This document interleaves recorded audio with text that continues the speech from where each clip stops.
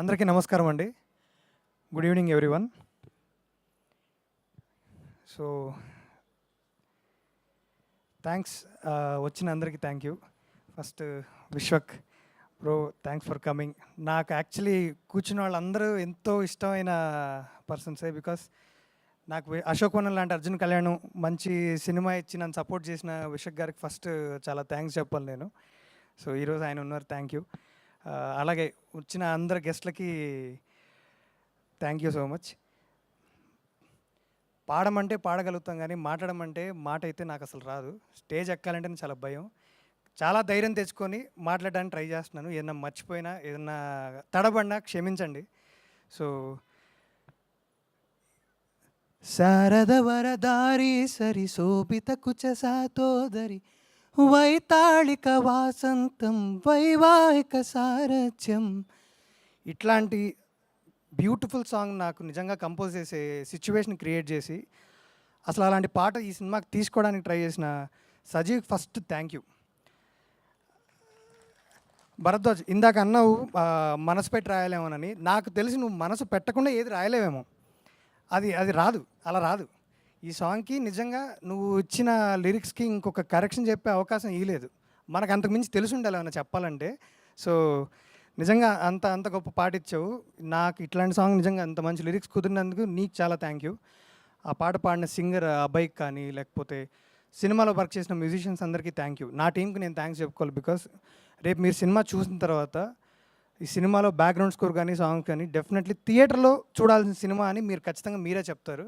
Definitely enjoy చేస్తారు. So ఇంకోటి ఏంటంటే, ఇప్పుడు తరుణ్ అన్న గురించి నేను చాలా చెప్పాలనుకుంటాను.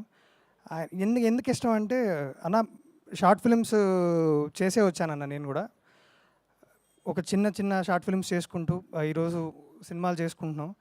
సో నాకు ఒక బిగ్ ఇన్స్పిరేషన్ ఏంటంటే, పెళ్లి చూపుల సినిమా చూసినప్పుడు, మీతో ఇంతకుముందు కూడా చెప్పాను, పెళ్లి చూపుల సినిమా చూసినప్పుడు నాతో పాటు ఇంకొక డైరెక్టర్ అవ్వాలనుకున్న వాళ్ళు, సినిమాల్లో రావాలనుకున్న వాళ్ళు, నిజంగా ఫస్ట్ టైం వాళ్ళు ఫీల్ అయిన ఒకే ఒక థింగ్ ఏంటంటే, అరే చేస్తే మాత్రం ఇలాగే చేయాలి. షార్ట్ ఫిల్మ్స్ వచ్చిన తర్వాత ఒక సినిమా చేస్తే మాత్రం అది ఎలా ఉండాలంటే మీ సినిమానే చెప్తారు.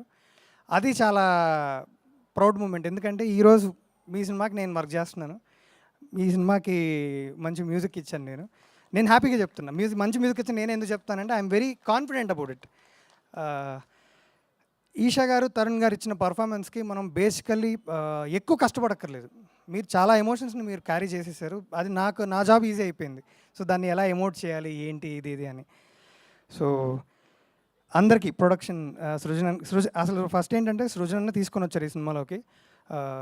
నేను చేస్తే బాగుంటుందని చెప్పి ఆయన అడిగి నన్ను తీసుకొని వచ్చారు. నేను దానికి చాలా హ్యాపీ అన్న. Thank you so much.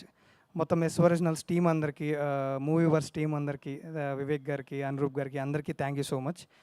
So ఈ సినిమాకి వర్క్ చేసిన ఇంకొక main keyboard programmer Vishal Bharadwaj, thank you so much Vishal, extraordinary work. Narasimha, Ananya Bhat గారికి అందరికీ థ్యాంక్ యూ సో మచ్. ఎవరైనా మిస్ అయిపోయి ఉంటే so sorry. So thank you so much. మీరు ఖచ్చితంగా ఈ సినిమా థియేటర్లో జాన్ 30 చూసి డెఫినెట్లీ ఎంజాయ్ చేస్తారు. అండ్